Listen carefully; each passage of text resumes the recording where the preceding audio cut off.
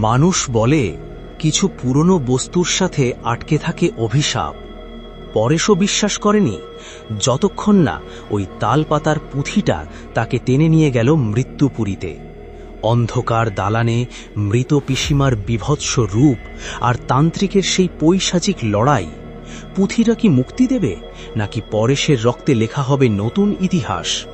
গল্পের শেষে পরেশ দেখল নিজেরই নিথর দেহ মাটিতে পড়ে আছে।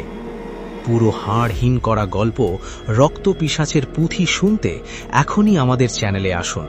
সাহস থাকলে একা শুনুন, কারণ রাত এখনো বাকি। মানুষ বলে কিছু পুরনো বস্তুর সাথে আটকে থাকে অভিশাপ। পরেশও বিশ্বাস করেনি যতক্ষণ না ওই তালপাতার পুঁথিটা তাকে টেনে নিয়ে গেল মৃত্যুপুরীতে।